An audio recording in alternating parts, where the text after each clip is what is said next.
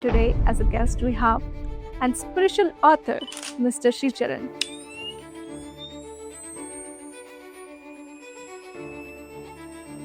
So, what is your take on the modern relationship? See what's happening in the past 2-3 decades, or more than that. Parents' whole aim of their children is to succeed in life. So, can you tell me a little bit more about the highlights of your journey? Life at that phase was so restless to me because things didn't happen the way I wanted. So I was always trying to calm my mind through reading a lot of spiritual books like Vivekananda's 8 volumes. What is an impact that you really want to make in this world through the skills, through the talents that you really have? See, impact is to contribute my best. So I am always there to help anyone who sees smile on his face. Right? Guruji says his vision is to bring smile on the face, and I want to live with that. And for the modern students or modern teenagers who are really seeking for that spiritual journey, who really wants to start their spiritual journey, what is your message to them? How can they get started? Having a guru is very, very paramount in life. I think in the same manner which you said about Prahalada and Hiranyakashipu, I had the same doubt. Like a demon who's got all that evil ideas and thoughts for Lord Vishnu, but he has a son who is so much devoted to Lord Vishnu. Like, how is that possible? So I always had that question. What do you have to say on that? Like, why is it like that? Absolute good question. And what I understood going into it is... Hello and welcome to another episode of Hi-Fi with Preksha. And today, as a guest, we have and spiritual author, Mr. Sricharan, who's written 2 beautiful books called Reality of Relation, The Path to Successful Relations. And we have another book called Secrets of Vedic Wisdom, which an IITian stress management journey. And today he'll be guiding us on what inspired him to write these books. And also he's going to share his spiritual journey and all the stories. And stay tuned for this podcast. Welcome to the show. Thank you, Preksha. Appreciate the discussion, and I'm overwhelmed to talk about these books. The first book is a very interesting story. I'm a follower of Sri Ravi Shankar since 2007, and I think it was in 2013 I was so confused about what is a relationship paradigm about. There are some relations where you invest time and energy, but you don't get anything out of it. There are some relations where you put very minimum investment, but you get a maximum returns on that. So I was so intrigued by this thought process of what is the secret behind it. Then in 2013, I was attending an advanced meditation program with Sri Ravi Shankarji's presence. He gave one beautiful statement, that it's a perennial fight between devas and asuras. It never stops. It's just a continuum thing. And somehow that statement triggered a lot in me and started to probe into all our Puranas and epics to understand deep. And I found a very interesting connection between them. And I wrote this book in 15 days. I myself am amazed how it could happen. That's amazing. That we didn't know. 15 days. 15 days. So when I came back from that AMP, I was only writing this story after story, and I was having a board in my home, and I was writing with a marker. And after that, it became a beautiful thread of story. It's just, a couple of small snippets of stories. So it runs like this. The crux of the book is, look, you may live in one roof for 10 years, 20 years, but still feel disconnected completely, have nothing in common. Whereas you may connect with someone across the street and feel intense bonding. And what is the secret behind it? That's the crux of this book. So you take for our epics example, Kaikeyi and Bharata. They are mother and son, right? Yes. But then they have nothing in common. Their ways and means and thoughts have divergent, opposites, and then it split in the relationship. The same thing happened with Prahalada and Hiranyakashipu, father and son. Same thing, Daksha and Parvati, father and daughter. Daksha and Sati. Yeah. So you see there is a pattern. Again, there is a pattern between how relations can gel together. For example, if you see in Ramayana, the 4 brothers, Rama, Lakshmana, Bharata and Shatrugna, how they were bonded, though they are from different mothers. Yeah. And see at Rama and Hanuman, the bonding. It is species difference, right? It is one is human, one is, monkey species. Still, that's intense bond.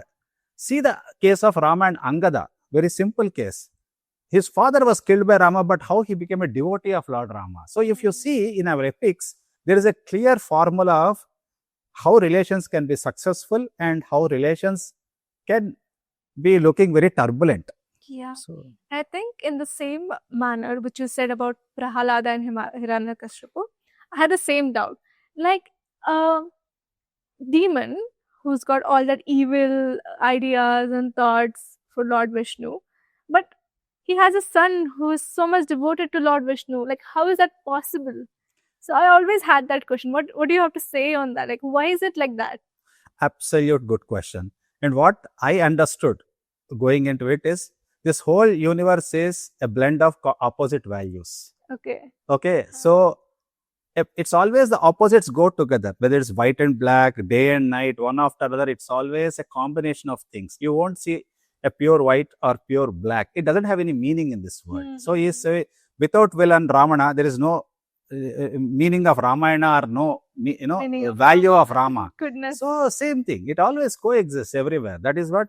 So the strongest of one will survive. So Prahalada had highest devotion, so he could survive and he could establish the fact. That is my take on it. Beautiful. Okay. Even if you see in Mahabharata, Arjuna, was his father-in-law. He defeated him in father-in-law in war. Yeah. But then he got so fond of him, made him son-in-law. So exactly. even there is no grudge and how they paved into a relation. What is the secret behind it? So what I understood, I went to Bhagavad Gita chapter number 12, Bhakti Yoga. So there are 26 divine qualities and 6 demonic qualities. Total 32 qualities. It is the qualities underlying which gel or break your relationship. Okay, whether you like a person or dislike a person, it is actually the underlying qualities which are at alignment or disalignment. It is not the humans, right?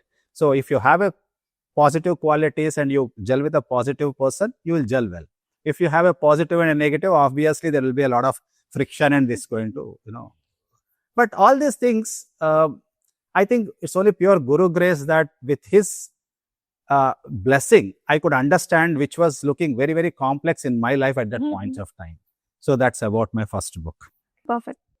So can you tell me a little bit more about the highlights of your journey? Yeah, journey, it is like, both together, how my professional progress happened and my spiritual progress happened. So can I correlate both and tell you? Yeah, absolutely. Absolutely. Good. So I am from IIT Delhi in 1995 pass out. And there was a history behind it. Like I met with a fracture in my third year of engineering. So I have to lose 1 year. I was confined to bed for 6 months. Then I was planning to go to US along with my other friends. But then something happened in the home that I told my father, no, I'm going to stay in India. And then I had to take a U-turn and prepare for GATE, which is most complicated exam of MTech. Within, I think, 8 months, I galloped almost 36 subjects and I passed GATE. But then that stress of taking so much has lived with me for next couple of years or decades. That is about IIT.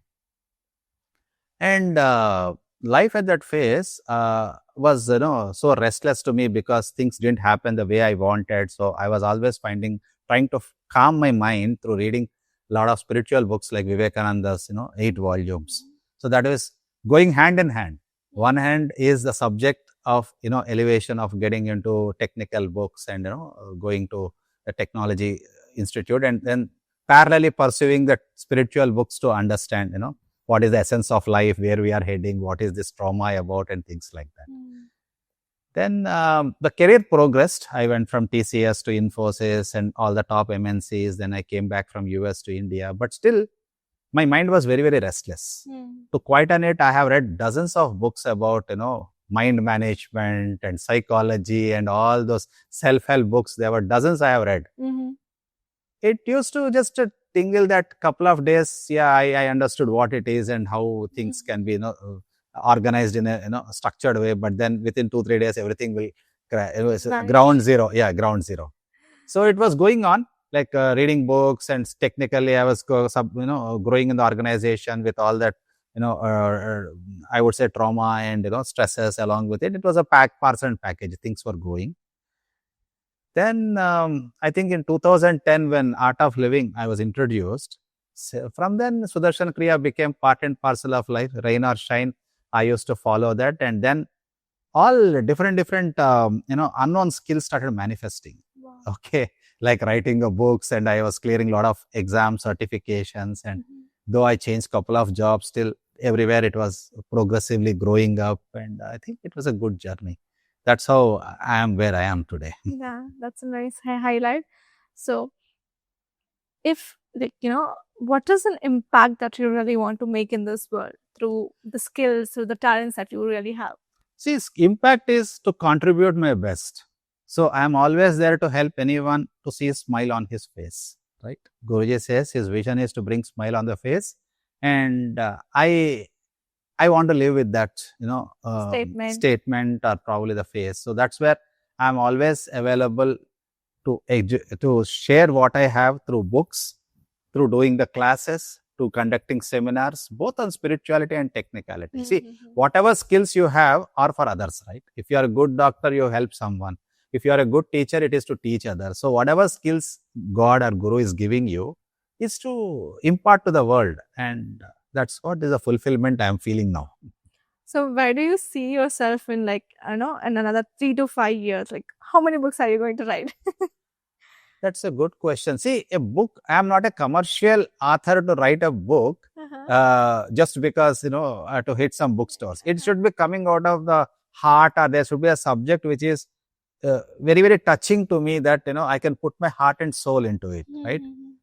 In balancing so many other priorities in life, putting a book. So I think there should be a vision or a proper idea that I should turn into a book. So yeah, 3 to 5 years I can see myself to bring more and more people fulfillment or happiness through knowledge sharing. That's my vision in life. If you have to tell people, like, what kind of people can really connect with you in terms of what? So I think all sort of people can connect, but more sattvic people. Because having been in this path, relishing on this knowledge for last 1.5 decade, so I am more attuned with no nonsense people, and my mindset is like, okay, what can I do for you? Okay, that's nice. So to contact him, be sattvic people, or be sattvic person, and then contact him. He does not like entertaining any nonsense in his life. That's a nice way of saying, okay, not you. I'm just drawing my borders or boundaries. That's a really nice way. And like what I mean by sattvic is Bhagavad Gita chapter 12 tells, like, there are 26 qualities any bhakta can have. Like, it's a goodness, cleanliness, it is like caring for others, it is speaking the truth. So there are a lot of qualities that's what is sattvic about. Even if you inculcate few of them, it is sattvic. Yes. What I mean is. That's very true. And if you want to know what are those 32 gunas, I'll just put it in the YouTube description. You can just qualify yourself with that. So when you were writing both the books, what is the moment where you discovered something deep while writing these books? Yeah, it's a good question. See, in the first book, it was a wow moment, like, okay, why am I struggling for some relations which anyhow not going to work? So then after doing this book, then I understood that, okay, no, I have to put on X relation more investment so that I get more returns, and on the Y relation, I don't have to feel regret about their acceptance or not acceptance, because anyhow it is not the person, it is the qualities which are not gelling. And to change a quality, a person really have to put lot of effort, like Ashoka or Valmiki, like you have to take a U-turn, and not every person is meant for that. Just accept people and accept situations. And I understood that knowledge point of Guruji, that how I had to apply it. The second book was a wow factor for me, that suddenly I see a big connection of how the epics are all meaningful to me, right? So right from Ramayana, Mahabharata, it is all scientifically looking at things. And, I read couple of books about Shiva Sutras and about, what is the Shiva principle means. In Hinduism, everything is depiction, right? So, Lord Shiva, okay, he has a trident, which means like Sattva, Tamo and Rajogun. So people think it's just just hold it and roam around. No, it is the gunas he is holding, and he has a moon. What it means? Moon is the mind, so he's in control of moon. What is Ganga, Ganges? It is like knowledge. You are always new. Your body is changing, your mind is changing, your thoughts are changing, your emotions are changing. Life is continuously changing, right? So that change is what is Shiva, and is the knowledge which is flowing through Shiva. So this is the different interpretation of things. So yeah, that is the learning point for me. After that, my mind is much calmer, much stable than it was before. That is why they tell, like, if you want to be peaceful and happy, accept the change. So, and change is the only constant thing that can happen in your life. So accept it, embrace it. So then the life is much more peaceful. So what is your take on the modern relationship? Like now, as you said, even though you're living on the same roof, under the same roof, you feel so disconnected. And we also feel that, it's just relationships just happening on its own. We're doing nothing. There's no spark. So I just wanted to like give a little bit brief on why is that happening in modern relationship, and our partners or our people around us are here to teach us some lessons so that we learn that lesson and we move on or we grow in our life. I think very good question. I'll answer to the best of my abilities. I don't think I'm an authority on that. See what's happening in the past 2-3 decades, okay, or more than that. Parents' whole aim of their children is to succeed in life. True. The whole focus, whether it is a boy or a girl, doesn't matter. Accomplishments are only valued in life. You are not being taught how to care or how to share things. That is so true. So what is happening? Everyone wants to be individual. Everyone wants to be a superstar. And in a relationship also, each partner expects the other one to acknowledge the other person is great, or he or she is great. And they don't want, I think caring or sharing has not been nurtured from childhood in our generation or before previous generation. It's carrying on its own impact on that. Everyone wants to be individualistic. That's it. That's the whole root cause. And again, if you go back to epics, we are not nurturing spiritual values, which means caring and sharing. See, spiritual values are not, a template to follow. It is more about caring and sharing. Yes, it's a practice. It's a practice. And I don't think, see, it's a very interesting thing. I have learned when Dalai Lama spoke about it in IIT Delhi in 1992. He came for a conference and he spoke about it. He told why present day children are not valuing their parents. He answered, because present day parents are not doing anything valuable that they have to value. It's a very simple thing, right? And I think that reflects even in any relationship, right? Yeah. If you are expecting only commercially your child to be successful and to show that success in the society and gain some respect, yes, he only learns that is the way of life. That's very true. Yeah. I also hear, every time the kids who are living away from their parents or working, all they get called for is, are you fine? Are you making enough money? So all that. Absolutely, yeah. When are you going to make so and so money? When are you going to settle? So yeah, that's really happening, and we also see that in our parents, in our generation. Absolutely. And what is the way to modify it? Like, how can we make that changes, especially in parents? Because I believe kids learn from parents, and it keeps on continuing. Probably our grandparents valued more about, we were in this situation, you should be in a good situation, you should do this, you should do that. So right. How can we change it? How can we put that value, that care, that nurturing ability or nurturing that skill in that our people? Very good question. See, what our grandparents did, what are the circumstances, we cannot create them any longer because life is moving forward. Very true. But what I think is a ray of hope is, if you see Art of Living, Art Excel programs or, this intuition programs for children, they are the right platform in which the caring and sharing is being taught.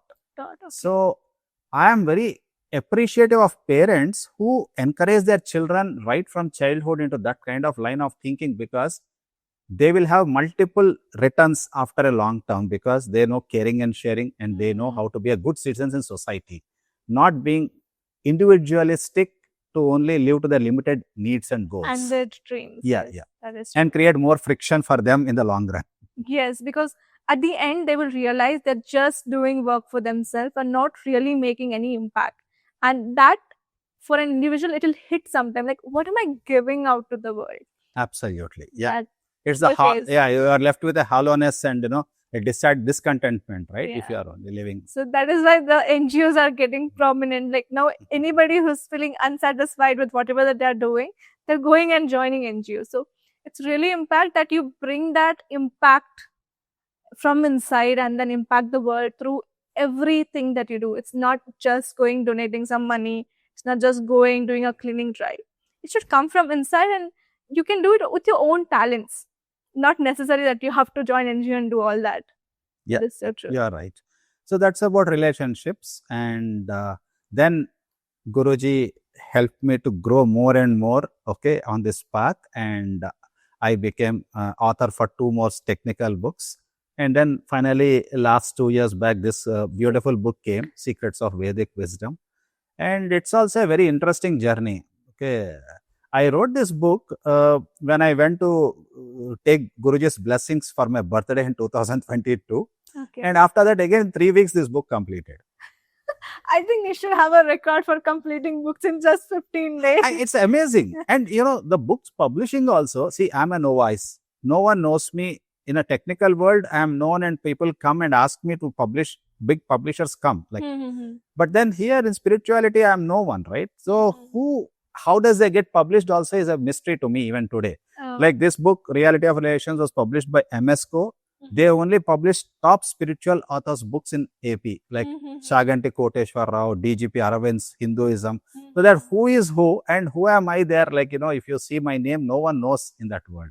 And same with Secrets of Vedic Wisdom. That is why Garuda Publications, they publish like top-notch books, and it's amazing how it's just a pure grace of Guru that things are happening. I would think so. Yeah. We are just doing our action. Everything is guided by divine, and I think that's what is happening with you as Absolutely. well. Writing such beautiful books in 15 days, putting so much of knowledge, so much of wisdom in it. Doing all this is just because, the higher divine is with you. Correct. For sure. Can you tell me a little bit more about Secrets of Vedic Wisdom? So I started thinking this book. See, in English, stress is just one word. Irrespective of age, gender, we say people are stressful, people are, tensed out and things like that. But if you go to our epics again, here there's a very good reference in Taittiriya Upanishad. Okay. It talks about Panchakosha. That means earth, water, fire, air and ether. This is the order. Okay. And evolution happens in these lines, and you will feel a maturity or stress on these lines. Let me explain. I think it's a little complicated topic. See, if you are more dominated by earthly qualities, very difficult to motivate you to do anything. You will find people there who doesn't want to do anything, except you put a lot of force, they don't do anything. Is it like Kapha? Yeah. Kapha Prakriti. Okay. Then if you are, a water dominant person, suppose, that phase dominant person, water always flows together. You cannot live alone. You have to be surrounded with people. You always want company. You always want things to happen around you. Life is flowing. So much of, activity happening. As you say that, I can relate to a few people in my head. It will be absolute. That is so true. All these qualities will be there in everyone, but what is dominant at that stage is important, right? Can you tell me more about other 3 qualities? Yeah. So I'll come there. Yeah. Analyze what quality am I in. So if you are fire dominant person, anyone who comes into contact with you get irritated. He will lose his temper. However cool he wants to come to your room, he will lose frustrated, irritated. That is the secret. Okay, it's going to happen because fire nature is to catch fire. Yeah. My goodness. If you are air dominant person, you like to travel a lot. You cannot sit at one place. Even if you are sitting, you will tap your hand, you will tap your head, you will tap your fingers. So that restlessness in your body will be there. Most of the marketing sales people will be in this category because they are always traveling around. Yes. Finally, space. It is space like Buddha, Mahavir, or Guruji, Ravi Shankar. They are like always full, and they in spite of all activities and buzz around, they are also pleasant and calm. So that is the highest state. So this is an evolution, right? You travel from one phase to other phase. So when I understood this messaging or this kind of insights, I correlated with my life, how my life has passed away through these phases and where am I now. So I could correlate that in the phase of 90 to 99, I passed to the first phase of Annamaya Kosha. Okay. So Okay, this is stages, not stages. Yeah, phases of life. I have passed. Thank God. Like nobody has to remain in the same phase for a long. Yeah, I think that phase, Annamaya Kosha, the stresses are, there are a lot of, Annamaya means it's a food shelf. Food shelf means you are living and dying, living for, that continuous cycle is happening. So I could see so many mishaps happening in family with myself, and the hopes are dying, hopes are going up, hopes are dying, hopes are going up. Health is ups and downs. So a lot of stress of depression, dejection, all these things will be part of that phase. So anyone who is passing through that phase will manifest all these, stress symptoms. The second phase is called, Pranamaya Kosha. Okay. Pranamaya Kosha, prana means the vital energy.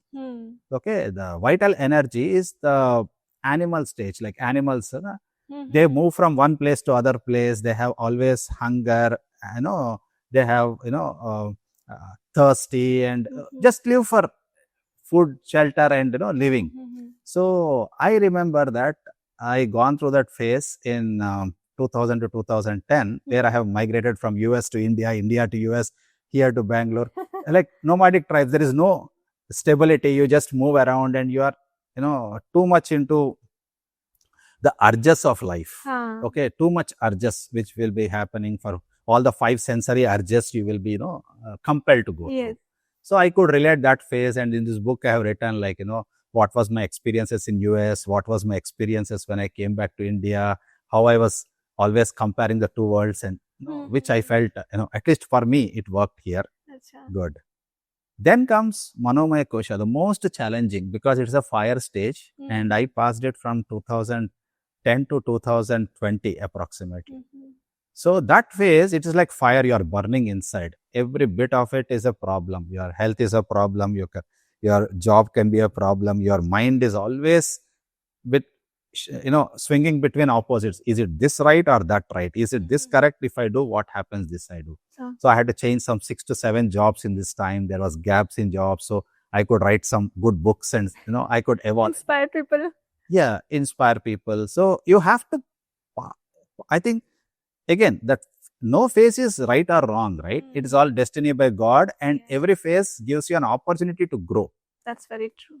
Right? So without having, a problem, there is no meaning of success in life. If you see, as we rightly earlier said, without Ravana, there is no meaning of Rama. Okay, or value for Rama.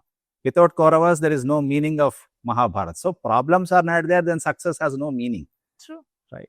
So in the Annamaya Kosha, for example, I met with a multiple fracture. I lost my 1 year of exams. Then that gave me that zeal to fight back and clear 2-year exams plus my IIT exam. It was a Hercules journey, but then that gave me the impetus or direction. Because I lost something, I have to gain something. So every phase has its pros and cons, right? They are compelling you to propel to the next phase. They are preparing you for the next phase. But I think all the phases, now I think I've passed to the Manomaya Kosha. Okay, from Manomaya Kosha to Vijnanamaya Kosha, where Vijnanamaya Kosha is air domination, and you are so in thirst of knowledge, and you release the knowledge you have had, so that you feel a lot more relaxed compared to the previous phases.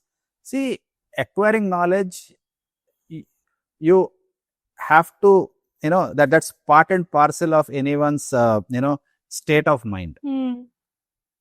4 types of people seek God, as per Bhagavad Gita. One is the people who seek for solace. The life is tough and challenging, so you have to find a way out, and Please only help God me, can give you a peace of mind.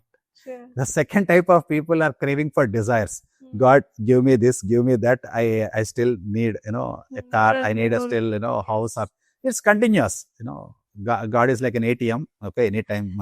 Swipe the card. Yeah, and just ask for things. The third stage is, jignasara. Like, you are curious about knowing what is God. Everyone, philosophers are in that phase. Like, you always try to understand what is God. Exactly, what's the truth? And yeah, so I think I'm also passing from that first stage of sorrowness to the second phase of, having desires and all those things, and then finally coming to the phase of trying to understand what is this philosophy and God. And I think our epics and our Puranas are a very, very rich source of knowledge in that.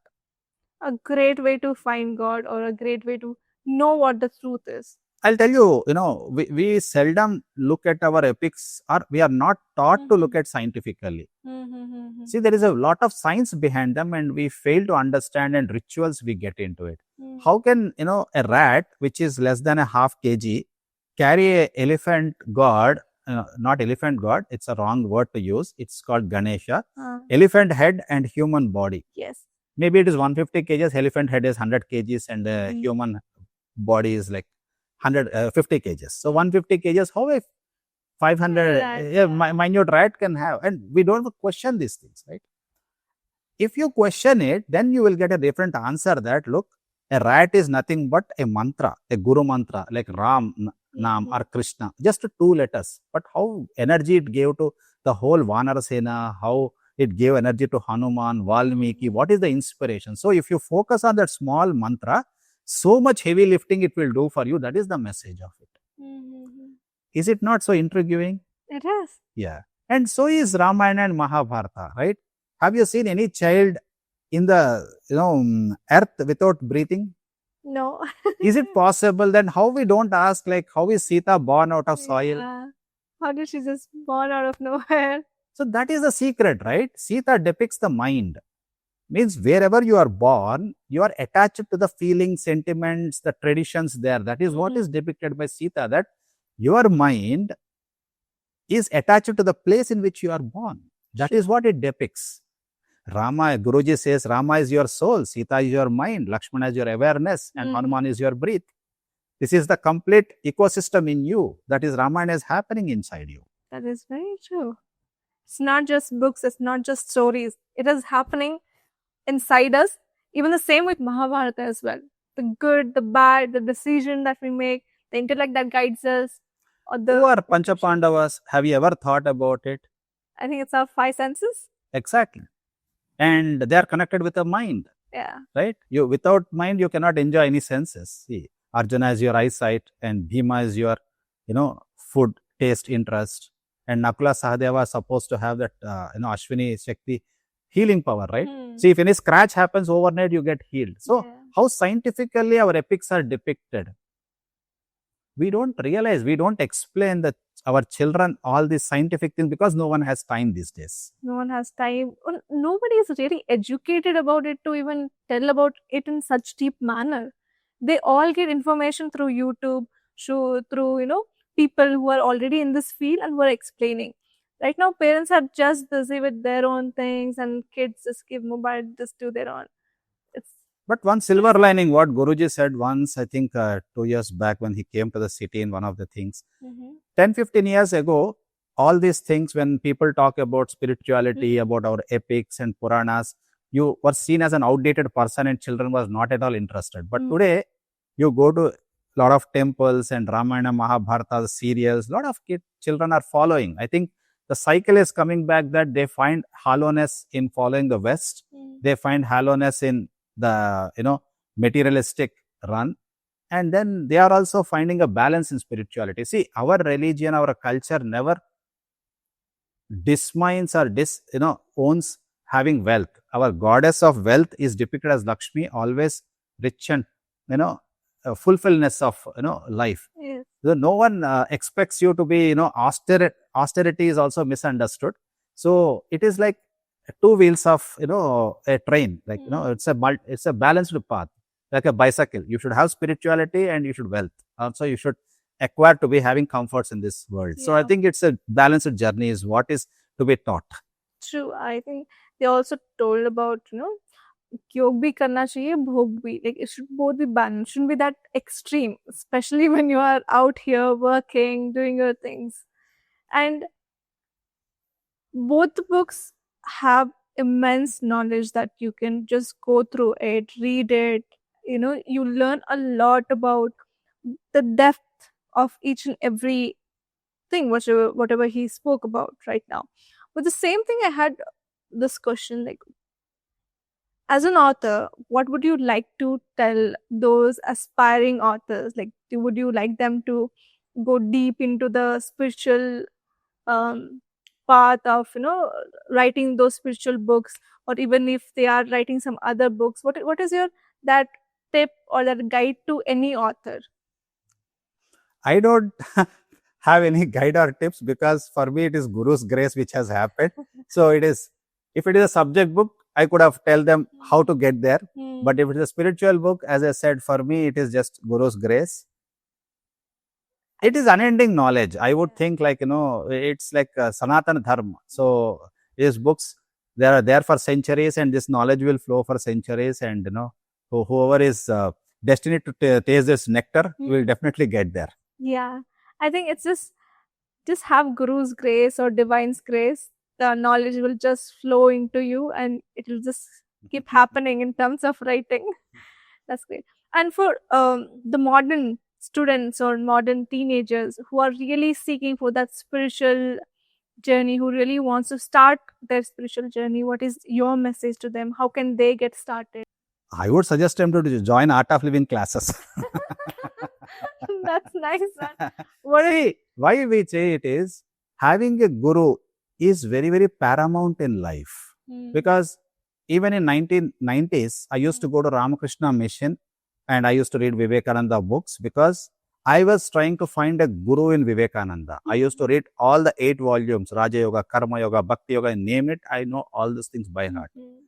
So I knew that somehow without guru, all this knowledge is incomplete. Only when a guru is there, things will start forming their own meaning for you. This knowledge is there. Intellectually, you know everything. But only when Guru's blessing is there, this becomes a wisdom. That's what happened to Arjuna and Krishna, right? Arjuna knew everything intellectually. Yes. Janaka also knew everything intellectually. But till Astavakra was come into his life, that didn't blossom. So for me, that is the whole crux of, the feeling. And I'm so blessed that Guru has picked me up. A lot of people asked, whom should I choose as Guru? That's the most stupid question I have ever seen. See, who are you? A drop can choose an ocean? No. An ocean will pick up which drop will join. So Guru is so vast and huge that, he will choose who are on this path, right? Who needs to join. And if you have the right, I a lot of times think, like, why Guru chose me to be this path? I feel somewhere inside, I feel I'm very innocent for him. I'm very honest for him. That are the only 2 attributes. I have no other skills. And that's why maybe Guru picked me up, is what my, understanding is so far. And I'm so glad about it. Yeah. So I had one question about the Guru, this one. So as we know that we have already so many janmas and everything. So the same Guru was also there teaching us the same thing, or maybe not in the physical form, but as a divine form guiding us even in this life. Now he's picked us up. I think it's an excellent question. I don't know. I had the same question way back in 2007 when I met Guruji. Because in Autobiography of Yogi, there is a story called Arthur Burbank. Okay, he's a Nobel laureate, and Yogananda writes a letter to him. Those days, I am talking about 1921. That Art of Living, first word is there in that book, and I have quoted that in my book also. Okay, there is a page where I have put that one. So if you see Yogananda, he taught about Karma Yoga. Okay, and he also established in US, San Francisco, and all the places of teaching Kriya Yoga. And maybe that's the same soul or same form, like we are teaching Sudarshana Kriya, and we are also that Art of Living word is coined in there, and now it's a worldwide, it's established. So I think it could be the same soul in multiple forms coming up to uplift mankind wherever it is needed, whenever it is needed. Okay, that's great. That's a really great answer. Why do you think we are here? Most of us have this question, we understand we have our goals, dreams, but what is that end purpose for all of us? I think this is the best question only Guru can answer. I don't think I am qualified to answer, but I will reflect what Guru has answered this question. Please. Once when people asked, said, if you come to the Guru, that itself will give you a purpose, that he knows what is your purpose. So leave it to him. He'll guide you. He will guide you. And then for people who not having Guru, it is like a spear. Where do you start and where do you end? It is always going in circles. There is no coming out from that circles, like you go on going in same loop again same and loop. again. Yeah. That is very nice. Guys, find a Guru really fast. You need to end that circle. Yeah. To all the modern kids or to all our Gen Zs, what is that one message you would like to give in terms of spiritual knowledge? Because we are moving more towards our westernized, eating, in terms of food, in terms of behavior, in terms of music, in terms of clothes. What is that message that you would like to give to all our Gen Zs? Like, I understand you can just root into your deep into your roots. You can just be deep into your roots. Also experience that outward, but how to use that righteously? How to balance that westernized thinking plus our, Sanatanic thinking or our Indian thinking, and how to move forward in life? Because too much of extreme is not going to help for sure. Like, how do we balance both? See, this question has two phases for me. One, life on other side always looks green. People in India are taught that, okay, look at West, they are all prosperous and let us adopt, and every child is trained to go to US and, make a lot of money. On the contrary, people in West are looking for art of living and Sadhguru and some of the Indian organizations to associate and find that hollowness in their life and fulfillment in this life. Sure. So I would think the life on other side looks green. So now people in America, if you see our Indians, whoever went to America or other countries, are more Indian than they are Indian in here. Because there's identity crisis there. Suddenly they get lost in that, you name it. In Texas, there is, my friend is there right now in a Gita recitation where hundreds of people are doing, and every city in US has now a temple. And why there is so much of bonding and spirituality there, which people didn't have time here? Yes. Because then when they go there, they know what is missing there, and that is what they'll find there. So here they take it for granted that your parents or your grandparents are going to temple, so no need for them. They are yearning for you, and you don't have to yearn for them themselves. So I think that's a cycle. And what I understood is, someone told me this intelligent thing, like till 30 years, you think life is all about Facebook and social media and all that, glamorous things. Yes. But after 30, when the challenges of life question you, and bombard you, then you will start finding solace for God, and then some fortunate people may good Guru and guidance, and life will have its own path of finding you. Yes, that is so true. We being here take it so much for granted. It's okay, parents are doing it or it's just there around us. But when we really go outside, those people are seeking what we already have. So our grass is already green. You don't have to think that the other grass is green. The similar question that I had about this phase is, how do we now, as speakers, as spiritual authors, how do we bring people more and more closer to us? Because I'm sure we would have, people who are like, similar to you, who are writing spiritual books, who are speaking in terms of spirituality. Can you tell them something so that that motivates them to come forward, talk about it openly, talk more about it, and give that little bit of guidance? Because our one word talking about Guru or divine can just hit somebody and just blossom that, okay, yeah, God, this thing in their mind.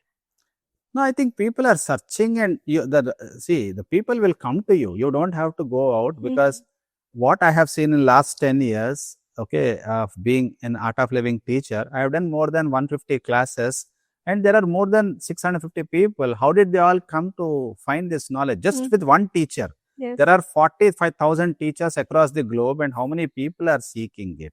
So, and there are so many places people ask me to come and speak about this. You can find that in my book also. Wherever I go, in Bali, I went to Germany, I went to Indonesia, I went to a lot of places, USA, couple of places. Everywhere I find art of living teachers and taking me there and showing me their ashram. So I think it is there. It's just that we need to connect with the right people. That's my take. I think when it's our time, we automatically find people. It's just that we have to be open to receive everything that is supposed to come. So in that way, even though bad things come to us to help us grow, and good things also come to us to help us grow, we just have to be really open and always have faith in God ki everything is going to be all right. So now we'll be doing few rapid fire questions for you. Absolutely. So what is the biggest illusion that people carry about relationship? They think it's a quick fix. Yeah, I can fix anything, Mr. Fix. Yeah, that's what they think. Relationship. That's a nice one. Was there a moment in your life that made you see your relationships really differently? Absolutely. After writing this book, I'm able to see it like kaleidoscope. Which relationship can gel with me, which is not going to gel with me. And I'm not going to invest on things which are not going to work for me. I think I'm going to learn that skill from you today. Read this book. Nice one. How do expectations ruin connection, and what is a better approach? See, yeah, it's a self-explanatory, right? Caring and sharing is much better, but it should be two-way traffic. It's not one way. Okay, great. What role does self-awareness play in sustaining any relationship? See, with self-awareness, you are more aware of the people whom you are interacting, and you know what is the positive interaction going to be and positive investments. You're going to understand what is the negative interactions and negative investments. Stay away from them. That's nice. If people are tired about trying in their relationship, what is that one thing that can help from your book? Take a detour. See, if you are tired means there is a dead end there. Yeah. Take a detour. That's what the book teaches you about. It's a passing phase. See, if a relationship is working or not working depends on the underlying qualities. Don't just get to the macro, get into the micro level. You will understand the secret. What is that one Vedic principle that can change completely the way you live your life? I think for me, it looks like Taittiriya Upanishad, the 5 definitions of Panchakosha. There is a meditation called Panchakosha, and it exactly replicates that. Yeah, it helps me. How can Vedic wisdom help people who are stuck in chaos and confusion? Well, chaos and confusion are part and parcel of life. So it gives you a balanced approach of understanding our mythologies to scientifically understand where to go. As you know, we hear a lot about dharma and karma. What is a real way to live that? See, dharma means righteousness. Our Sanatan Dharma says, dharma, ardha, kama, moksha. Means dharma is first. Even for ardha means making money. Kama means having a desire, and moksha. So this is a pattern in which way. So dharma has its own place to start anything. Dharma, what is righteousness? What is right for you should be right for other person. It is as simple as that. What is karma? Karma means the action you are doing.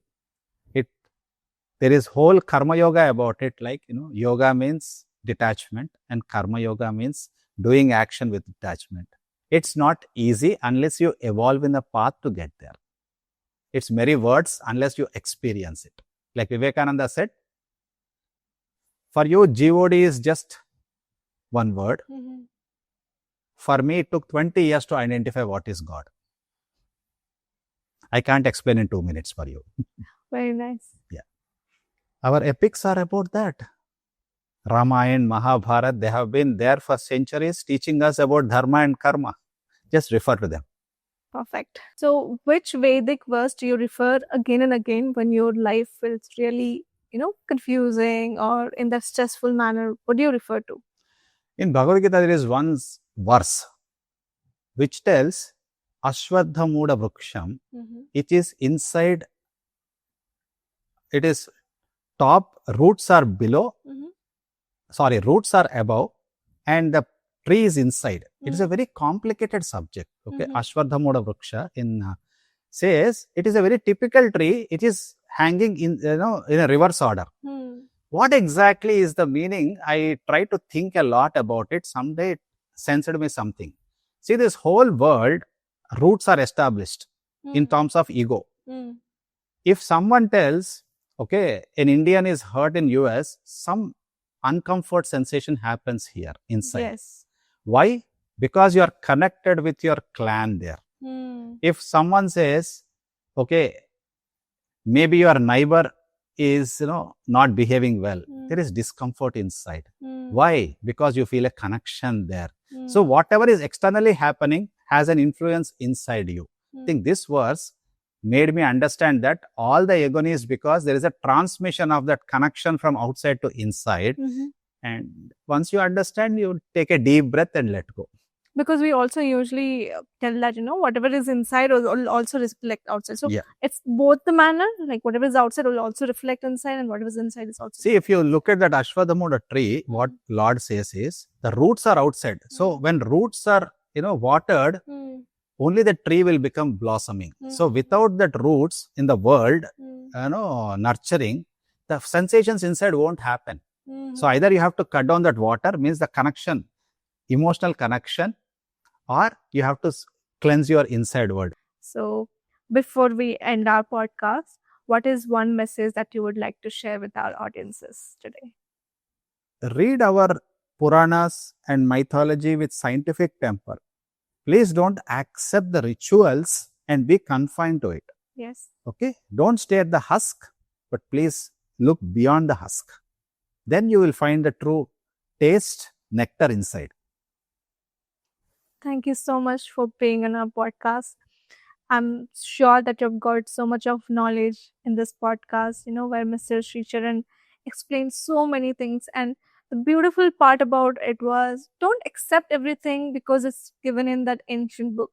See how scientifically it also resonates with you. When it resonates with you, you'll act on it.